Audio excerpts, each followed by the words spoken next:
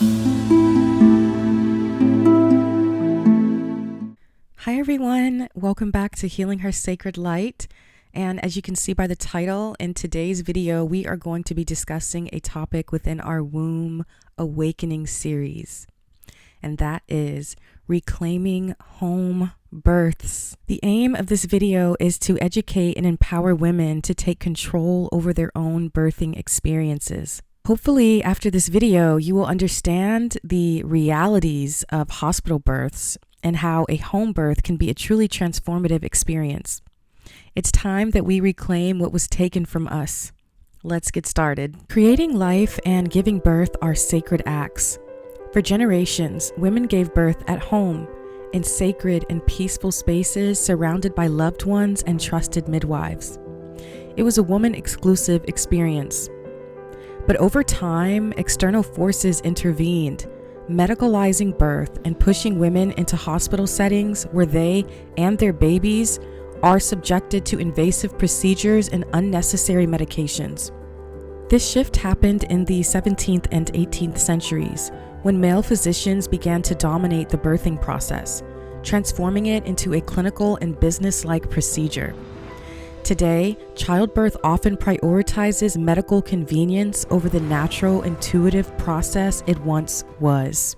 Let's talk about the problem with hospital births. So, when you first arrive to the hospital, your pregnancy is viewed like a disease that needs to be treated and managed with medications. Pumping a woman with medications during labor is unnatural and can have serious effects on both mother and baby. Yet they are routinely administered without fully informing mothers.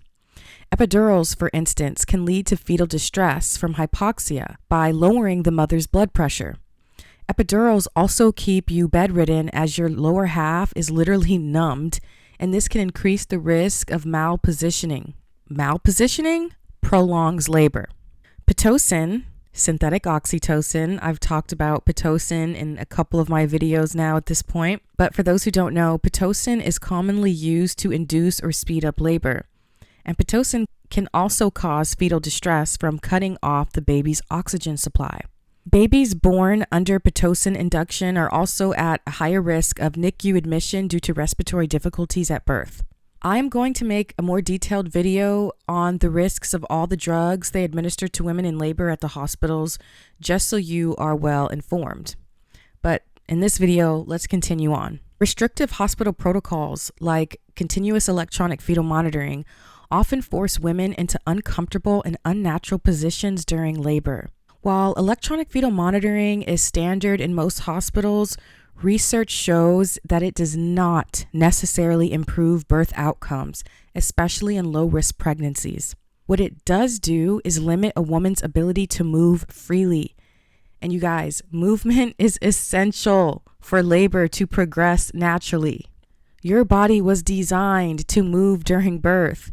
Techniques like squatting, yoga positions, hands and knees, or hip circles aren't just comfort measures. They're ancient instinctive movements that reposition the baby, open the pelvis, help guide the baby downward, shorten labor, and reduce complications. But when a woman is tethered to machines, confined to a bed, or forced to lie on her back for monitoring convenience, she's not working with her body. She's laboring against gravity and intuition. That's when the interventions begin. Additionally, many women report traumatic birthing experiences, not just from the pain of labor, but from the physical, emotional, and mental abuse by hospital staff. And the effects can be devastating. For a deeper look at this issue, I invite you to watch my full video on obstetric violence and birth trauma. And remember, the more drugs and interventions they use, the more they can bill you. So it's important to consider the incentive for hospital staff to push unnecessary procedures and medications in order to make money. Now, let's talk about home births.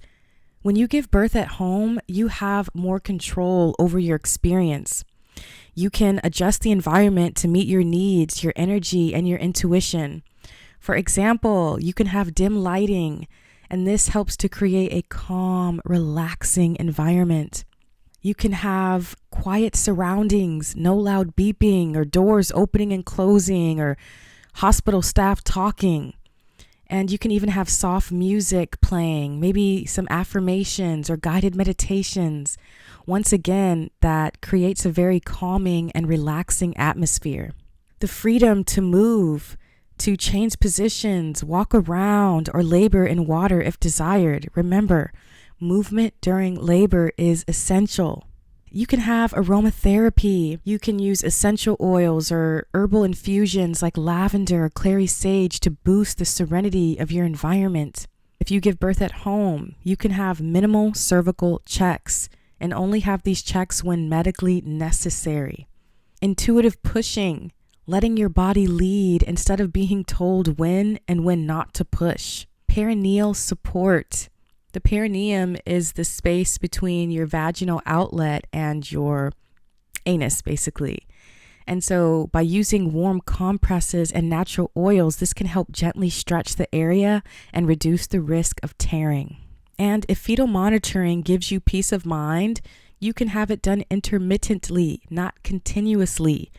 And by having it done intermittently, it allows for more movement, as in you're not just confined the entire time to your bed. If you're worried about the pain, which many women are, let's discuss some natural pain relief methods used for centuries. Once again, coming back to movement and squatting. This opens the pelvis and reduces pressure on the lower back. Pain actually increases when you're forced to be still. Keep that in mind. Water immersion. I mentioned the use of water earlier, whether this is in the shower or a birth pool. And this has numerous pain relieving mechanisms. Warm water relaxes your muscles and softens tissues. It reduces the perception of pain by stimulating sensory nerves. It creates a weightless, calming environment that lowers adrenaline and increases oxytocin. And it can dramatically reduce back labor and the need for meds. Hypnobirthing and breath work.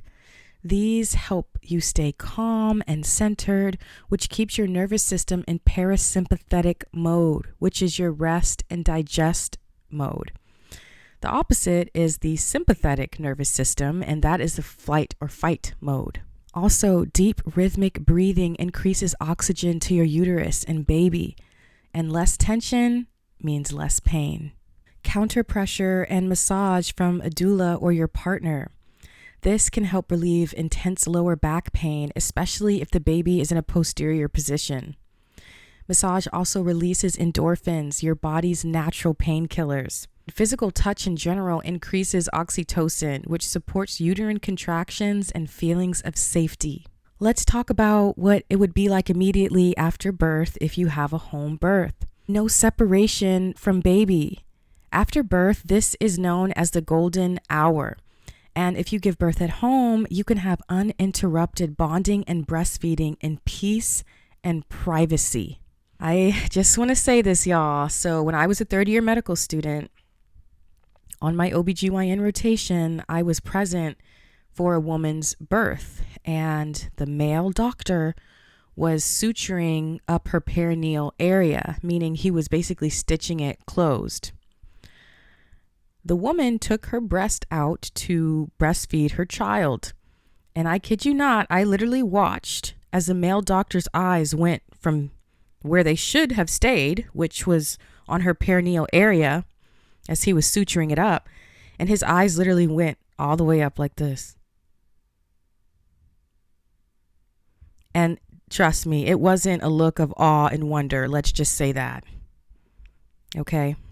Also, giving birth at home, you can have immediate skin-to-skin contact, which benefits the baby by regulating body temperature, stabilizing the baby's heart rate and breathing, and reduces the baby's stress hormones. Yes, by having skin-to-skin contact with the mother, the baby experiences all of those benefits. It also promotes bonding, immune protection, and helps initiate breastfeeding naturally. Isn't the female body amazing? You can have delayed cord clamping, waiting until the cord stops pulsing. This allows the baby to receive all of that nourishing, oxygen-rich cord blood, When you clamp the cord too early, the baby is cut off from that nourishing blood of its umbilical cord. Y'all, don't cut your baby off from its nourishing blood too soon, okay? You can delay the first bath. When a baby is born, they're covered in a white, creamy substance called vernix. This isn't dirt. It's a protective layer that moisturizes the skin, supports the immune system, and helps regulates body temperature. In most hospitals, this is routinely washed off. But delaying the bath, which you can do if you have a home birth, allows the vernix to absorb naturally, giving your baby all of its benefits. Also, if you give birth at home, you can avoid unnecessary eye ointment, vaccines, and routine interventions, especially when not medically indicated.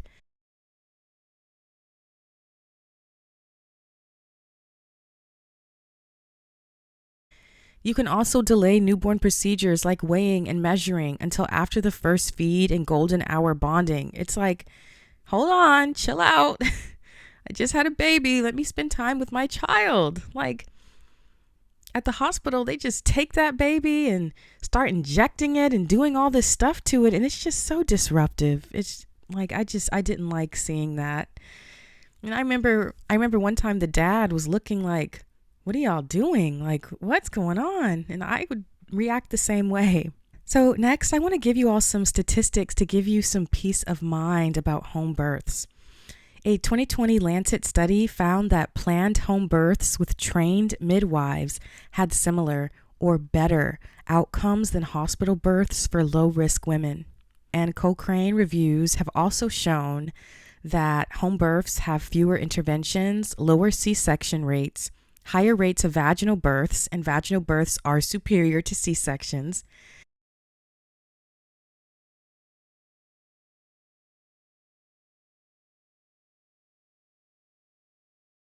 Women should be educated and empowered to make informed choices about their birth experience. At the core of empowerment is holistic self-care, nurturing the mind, body, and spirit before, during, and after pregnancy.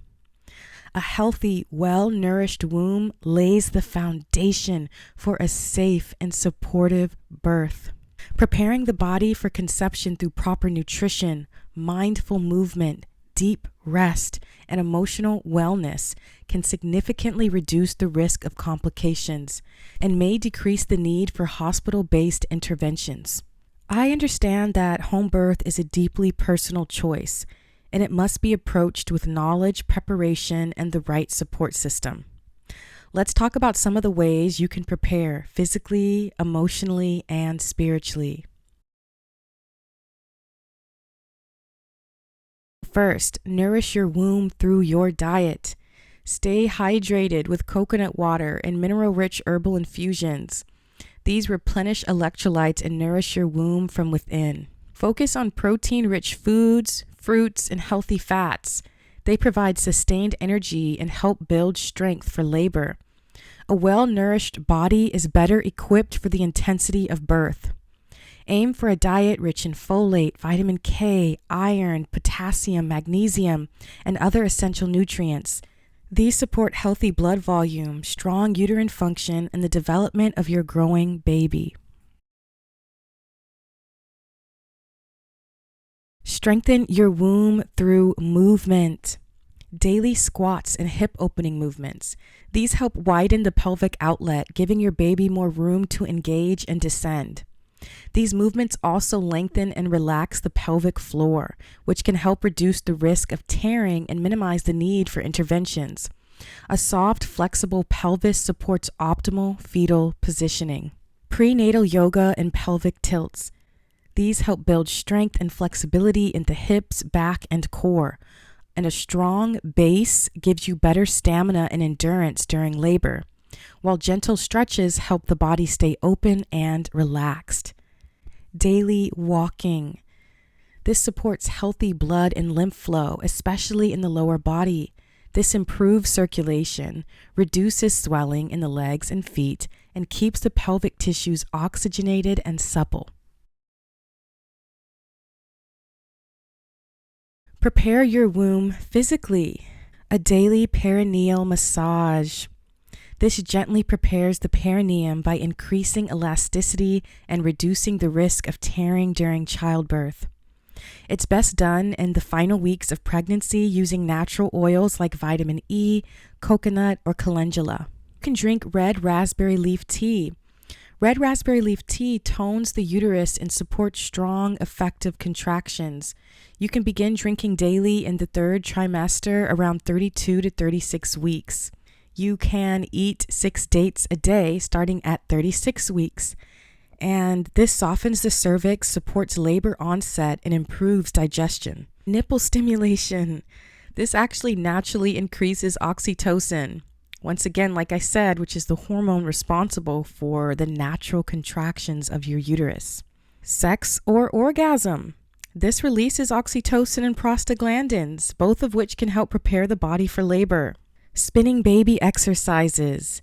This encourages optimal fetal positioning, reducing the risk of prolonged or complicated labor. Evening primrose oil. This may help soften the cervix, and it can be taken orally or inserted vaginally in the final weeks. Castor oil. This is a traditional method used to gently stimulate contractions. And I want to say for some of these I just mentioned, like the castor oil, evening primrose oil, red raspberry leaf tea, I'd encourage you to consult with your midwife for the best and safest practices.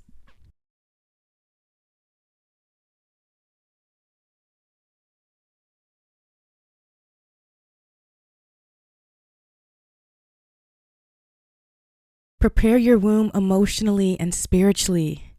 Gently release fear around labor through journaling, affirmations, and talking to your baby.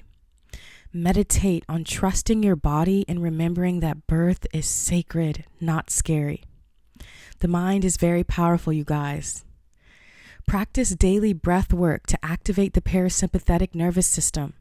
This calms the body, centers the mind, and keeps you connected to your womb wisdom. Birth has always been a sacred act, a ceremony of life, power, and transformation. For our ancestors, it was honored, intimate, spiritual. But over time, the shift to hospital births has disconnected us from the natural wisdom of our bodies and the true power of birth itself. Birth was never meant to be feared. It was never meant to be clinical, rushed, or disconnected. It was stolen from us, medicalized, monetized, and stripped of its soul.